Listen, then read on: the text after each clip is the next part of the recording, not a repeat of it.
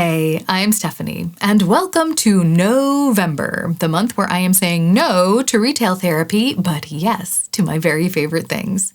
Black Friday is about to test my shopping willpower, so I am packing a November makeup capsule made of my most favoritist makeup to remind myself to be thankful for what I already have. It's also a great way for me to batten down the hatches before sale season so I don't overshop. But also, perimenopause has gifted me brain fog so bad that I even forgot my middle name last week. If I can forget something as basic as that, it's probably very easy for me to forget how lucky I am to already own beautiful makeup. And also imagine how easy it would be for me to get distracted and then go shopping for more beautiful things, only to get them home and realize that I already have something just as gorgeous sitting in my vanity. So today's mission is to shop my stash for my very favorite makeup before all the sales begin and prove to myself that I don't need a thing. Now, if you're new here, let me explain how my makeup capsules work. It's a curated collection of products that I gather together in one bag, and on busy days I can default to these products because I know that they work well together, but I'm not limited to only using what's in this bag. Anytime I want to play with other things in my collection, I can. The capsule is really just a tool to focus my scattered and perimenopausal mind on gratitude, which feels especially appropriate this month, the month of Thanksgiving, at least in the US. There is also the fact that I really don't need any more new makeup right now, but my makeup monster is still always tempted to buy new things, which I don't think is bad in and of itself. I'm just in a stage of life where I think I'd rather just be grateful for what I already have instead of going on a constant search for new things to want. But with all of the sales and the deals that will be coming at me this month, I need to gird my loins. And so I am doing that by gathering all of my favorite makeup together in one place. That way, when I am tempted to search a sale for a new goodie, I can remind myself that I am lucky enough to already have so many goodies right here. Everything I mention will be listed in the description, so you can check the shades and details if I forget to mention them. And now, let's shop my stash. Before we begin, you might have noticed I've done something a little different than my typical French manicure, and that's because I want to start getting more use out of my own nail polish. But one thing that was holding me back from doing that is that my natural nails are short and stubby, not only because I have really frail nails by nature and always have, but also because I work with my hands for work.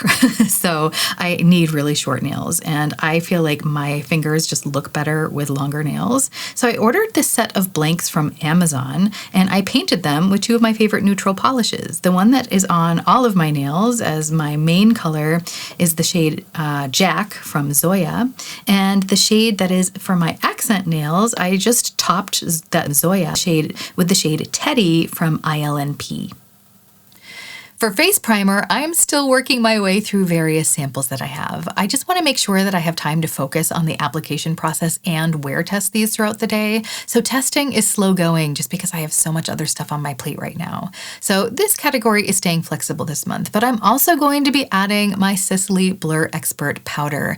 This is my nose primer of choice because my nose is the Bermuda Triangle of foundation. It never wants to stay put, and this powder really helps with that. Now for eye primer, I'm doing something fun. I am going to be panning for gold this month. And for those of you who are new to this term, panning for gold is what I call it when I take two very similar products and I wear them at the same time. In this case, one on each eye, pitting them in a head-to-head competition to see which one is better. That way I can see if one or both items is a true gold nugget worthy of a place in my collection, or if I can pass one or even both things on. My Urban Decay primer potion has been the only thing that keeps my eyeshadow from creasing for years, but it has been failing me lately. Last month, I added the Anastasia Beverly Hills eye primer to the mix, and it seemed to work a little bit better, but now I want to directly compare them to be sure. So both of these are going into the bag, and may the best primer win.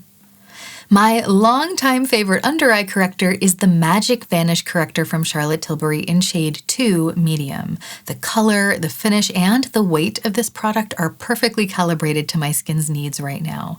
Once the weather gets a little colder, I might switch to using my Salt New York Best Case Concealer in the shade Peach, but I think that one is still a little too radiant for my preferences right now, which is why I'm choosing the satin finish of the Charlotte Tilbury.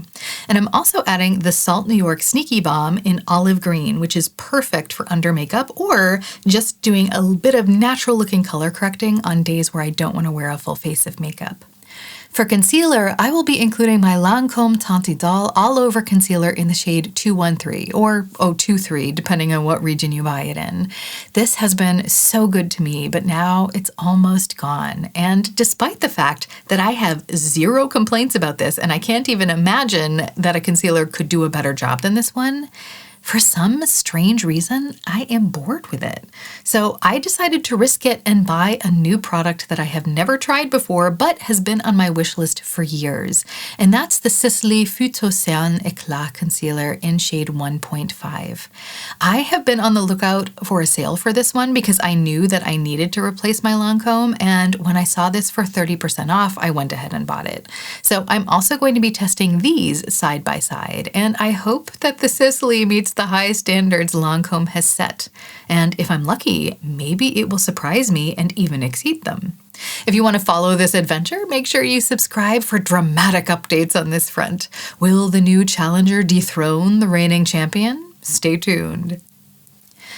I think my favorite contour product is the Westman Atelier Contour Stick in the shade Biscuit. The one from Kevyn Aucoin comes so very close, but my oily T-zone likes the stiffer, more matte formula from Westman Atelier, at least right now.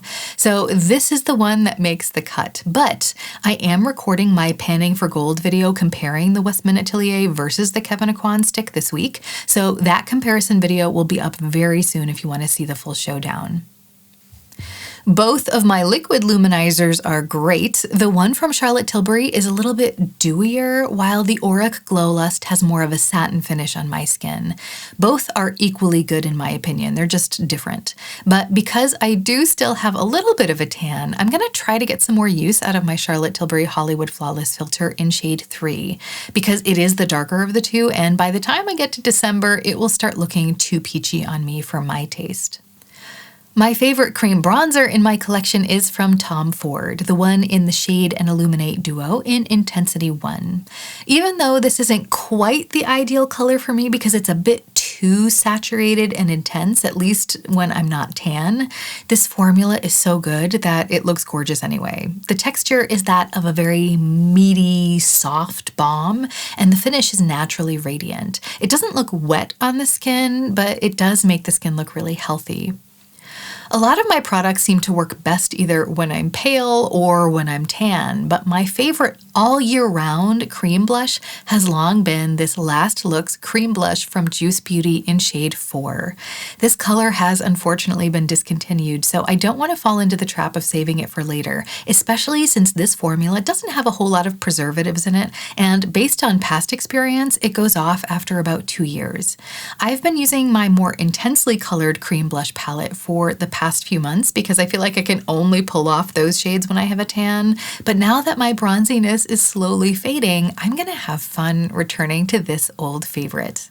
My number one powder of all time is still the original formulation of the Givenchy Prisme Libre powder that has been discontinued. It's my favorite everyday powder because it's lightweight, it's blurring, it sets my liquid and cream products without looking dry, and it helps create a smooth, satiny finish on the skin. This time of year, when it's cooler outside, my oils tend to come through slowly and naturally, so I don't typically have to retouch much when I use this powder. In the summer, it's not always strong enough, but the rest of the year, this is my very favorite powder to use. If you've been watching my channel for a while now, my favorite powder bronzer will not surprise you one bit. It's the one from Gucci, and I'll put shade 2 in my bag since this color will match my current skin tone best. This is my number one purchase of the year. I bought it months ago and I have not been able to put it down since. The blurring finish, the gorgeous color, the easy blendability, the striking compact, everything about this bronzer makes me happy, so it is definitely the perfect addition to this bag. And every time I get a sale email, this gorgeous dirt in a pan will remind me that it is No-vember. Only favorites allowed. My favorite blushes are usually on the nude side, and I currently only own one nude powder blush, and it's beautiful. So that is definitely the one that's going in this bag. It's Lancome's Blush Subtil in Cedar Rose, and I think it goes really well with the Juice Beauty blush. They create this beautiful, cohesive look together. I have quite a few pretty powder highlighters to choose from, but I think I know which one I want to choose already. Last month, I had one of my Charlotte Tilbury Instant Look in a palettes in my bag, and I fell in love with powder highlight all over again because it was somehow soft and intensely glowing. All of my instant looks in a palette have been discontinued, but the highlighter in those palettes looks and feels like the same formula as the one in the Charlotte Tilbury Film Star Bronze and Glow duo. I don't have that duo myself, but it does feel the same, and it does have the same finish when I've tried it in store. So if you have that product, then you know what I'm talking about with these palettes. I enjoyed that highlighter so much that I am going to put an entire palette in my bag just for the highlighter inside. Although I'm sure I'll use the other powders in it too, because these little face palettes have been a favorite of mine for a long time. And I'm glad that I have the old versions because according to the feedback that I've received from several of you, the new ones this year are just not up to par with these older formulas. So I am going to thoroughly enjoy this one this month. When it comes to eyeshadow, my favorite category, I think this is going to be a bit of a controversial decision, but I'm going to put Tom Ford Naked Bronze in here. I know it's officially expired, but it smells fine, it works great, and it has not been irritating my skin. So I'm going to keep using it. This has been my favorite cream eyeshadow ever, so I am going to keep using it until I see clear signs of it going off. And I'm also going to add Tom Ford Adonis and Charlotte Tilbury's Eyes to Mesmerize cream shadow in the shade Exagger-Eyes. I think this color is discontinued now, but I do see it pop back into stock every once in a while, so I'll link it if I can find it. This shade reminds me a whole lot of Urban Decay's Space Cowboy because it has that translucent warm base with small silvery particles, but it feels more wearable to me. Space Cowboy is gorgeous, but I tend to get a lot of fallout when I wear it, and I'm not sure if that's because of my eye shape or my technique or the shadow itself, but I don't get any fallout with the Charlotte Tilbury cream shadow. And also, I feel like the finish is more flattering on me. They're both very similar, but the Charlotte Tilbury shadow is like a slightly more refined version of Space Cowboy. I feel like the particle size of the sparkles is just a bit smaller in the Charlotte Tilbury shade, and there are more individual particles in general, but there also seem to be some champagne sparkles mixed in with the silver, which makes the color just a little bit closer to the base, which also is a little bit more prominent than the base in Space Cowboy. I feel like on me, the Exagger-Eyes shade looks like Space Cowboy does on other people. And I think the reason for that might be that I have a pretty muted complexion with medium-low contrast. So even though the shine isn't as intense, it looks more intense on me than it would on someone who has a more high contrast and less muted look. I was thinking of putting an eyeshadow palette in here, but my favorite palette got cannibalized during my efforts to talk myself out of getting the Makeup by Mario Ethereal Eyes Nature palette and the Danessa Myricks Lightwork 7 palette. I made my own cover versions of these palettes with shadows that I already own to show myself that I didn't really need that new makeup. And I'll link those videos here if you want to see them. And by the way, I was in town today and I got to see the new Ethereal Eyes palette in person, and it is really pretty. I really liked it. But it was easier for me to admire it and then walk away because I knew I had my own cover version of it waiting for me at home. So I think I'll put the cover version in my makeup bag for the month too. That way I get to enjoy the effect of the Ethereal Eyes palette whenever I want it without buying it. It really is rare for me to not have a store-bought eyeshadow palette in my bag, and it feels especially weird because eyeshadow palettes are my favorite makeup category of all time. But I think there are two reasons that I ended up here. One is that my favorite palette is already part of my cover version, and this homemade palette is customized to my preferences, so it feels like a great fit. But two, I've noticed that I tend to be more attracted to single shadows lately. I realize that most people have been on that trend for a while now, but I think think my motivations are a little bit different. I think a lot of people have been going for that clean girl aesthetic, and that's why they're going light on the eyeshadow. I feel like I'm not necessarily going light on eyeshadow. I've just been enjoying the nuances of my individual shadows more. So I tend to take more time with my eyeshadow now, applying a super thin layer and then very slowly building it up so that I can see the changes as I go. So in a strange way, I feel like I'm not falling out of love with eyeshadow. I'm just falling deeper in love with each individual shade in all of my palettes. So having the creams and the homemade palette and the face palette feels like a beautiful combination of favorites right now, even though it is surprising me a little bit.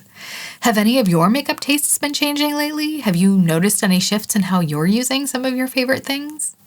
I'm still really enjoying the effect that my Clinique High Impact Mascara has in the shade Black Honey. It's a purpley brown and will go really well with the eyeshadows I chose. My About Face mascara, which I received in PR, has now expired, but it treated me well. And if you want to see it in action, I used it in a video with a battle of the pop star makeup brands. I pitted the About Face brand from Halsey against the REM Beauty brand from Ariana Grande to see how they compared. So I'll link that here if you want to see it. But basically, it wasn't as fluffy as the Clinique High Impact. It was more edgy looking, and I personally tend to prefer a really light, fluffy lash, just because I feel like that suits my features better. So I won't be repurchasing this, but that's not a quality thing. It's just a matter of taste. I didn't experience any flaking with this, and I only experienced minimal smudging, and only on the hottest and sweatiest of days, when that tends to be a problem with most mascaras just because of my eye shape. To replace it, I am going to throw in this sample I have of the Tarte Lights Camera Lashes mascara, which I got as a gift from a friend. I don't know if I'll open it. It kind of depends on if any of the looks I create this month need the drama of a black mascara. Ideally, I only ever have one mascara open at a time, since once I open them, the clock starts ticking. Unlike my eyeshadows, where I'm apparently willing to use expired Tom Ford cream eyeshadow until it melts my face off, I am really strict with the expiration of mascaras ever since I got a nasty eye infection from using a mascara for too long. I realize that my choice to keep using the eyeshadow is probably completely illogical in this context, but I am human, so contradiction is part of my nature. I often have two mascaras open at once, one in brown and one in black, so if I do need it, it's here, and if I don't, I'll just keep it sealed. When it comes to my brows this month, I'm going to try a little experiment. I always like to have a brow pen and a brow pencil in my collection because that gives me options for different looks and different intensities depending on what I want to do with my brows. But lately, I have been strangely obsessed with the idea of buying a fancy schmancy new brow pencil for myself over the holidays. That was going to be my splurge this year. I'm just not sure how much sense that makes for me. I'm not sure if I would really notice the difference in a high-end or luxury brow pencil compared to what I already use now, which is the ABH one. And I've also really liked the one from NYX. So I've been playing with the idea, but I posted about that in my community tab, and someone wrote to me and said, why don't you just try using an eyeshadow as a brow powder and just skip the pencil? And I thought, maybe that really is the most logical thing. The only reason that I'm a little hesitant to do that is because it feels like it's an extra step, only because instead of one product, namely a brow pencil, all of a sudden I need the palette plus a brush. And when I'm traveling, having extra things with me is sometimes a bother. And also because when I have a day where I'm going without makeup, oftentimes all I'll do is just throw on some brows, because if I go out in sunlight, my eyebrows completely disappear. So I do like to kind of sketch them in a little bit. And that's just easy to do with a pencil because I can get a really soft look really quickly. And if I feel like if I'm using a brow powder, it just takes a little bit of extra time because I have to use a brush. But I don't really know if that's as much friction as I think it actually is. And the thing is, I have a beautiful palette for eyebrows from Viseart, and it works so well. I often have this with me for the stage. And so I was just thinking, maybe I should just put that in my bag this month, and I'll see how much friction it really adds to my routine. Because maybe I should just be enjoying this truly lovely palette instead of thinking about and dreaming about a new fancy schmancy brow pencil. When it comes to eyeliner, I'm going to pretty much use the same eyeliners I did last month just because they'll work perfectly with what I chose for my eye makeup this month, but I think I might switch one of them out. So I'm going to throw in my MAC Liquid Lash Liner in brown and my NYX Epic Ink Liner in black for my liquid eyeliners when I want like a really sharp wing. And in case I want to smoke things out, last month I had my Kiko liner in shade 4 as my brown option, and I think that's the one I'm going to switch out because my friend that gave me the Clinique Black Honey mascara also gave me the matching liner in Black Honey. So I want to pair those together because I think it'll be fun having the lashes and the liner in the exact same color. And for my black smoky option, I'm going to continue using my Pat McGrath Labs Permagel Ultra Glide Eyeliner Pencil in Extreme Black. When it comes to lipstick, I have so many favorite lippies, so this category is going to be hard for me to narrow down. Let's start with lip balm. This Gucci lip balm in the shade Esther Rosewood was a gift from my parents a few years ago, and it's almost gone. This is a beautiful kind of browny mauvey color for fall, so it's the perfect time to pan it. In the bag it goes. Tom Ford's lip color in the shade Dévoré is also a really great lighter mauvey fall color, although the balm also has a bit of shine to it, so maybe it would be smarter to choose Charlotte Tilbury's Very Victoria shade instead due to the finish, because they are very similar colors, and if I take the matte version then I would have different finishes to work with, so maybe I'll do that. And maybe we should throw in a pinkier or a peachier shade too, because I feel like that would also work well with the eyeshadows. I could go with Charlotte Tilbury's JK Magic, which is my favorite beige, but I think I'm going to go with the Chanel Rouge Coco in shade 402 Adrienne, since I haven't worn this in a while, but it is also a longtime favorite. When it comes to lip liner, I'm going to pair all of these lippies with Charlotte Tilbury's Iconic Nude liner because it is my favorite one that I have and it's just very versatile. It sets down nicely to give me good staying power and the shade works really great as a contour for the lips. It's just cool and just dark enough to add the tiniest bit of shadow while still remaining comfortably nude, which is my MO. So here we have it, my NO-vember makeup capsule. This bag feels like a tiny treasure chest and I'm already really excited to dive into it. With so many favorites in one place, I think it will be easy for me to stay thankful for what I have, and that will make it easier for me not to overshop during sale season. I'll be using these products throughout November, and at the end of the month, I'll post a Get Ready With Me where I share my thoughts about what it was like using each of these individual things. I'll also have updates on the Great Concealer Competition and the Eye Primer Panning for Gold Showdown. And who knows, maybe by then I'll even have remembered my own middle name again. Thanks for kicking off NO-vember with me. Proof that just say no doesn't have to feel strict when you already have makeup that you love. If you thought this was fun, then make sure to like, comment, subscribe, and check out this video about stash shopping here. Thanks to all of my patrons and channel members, including my Adagio angels, for making content like this possible. I hope we can all remember that even stumbling can be a form of moving forward. So let's stumble in style.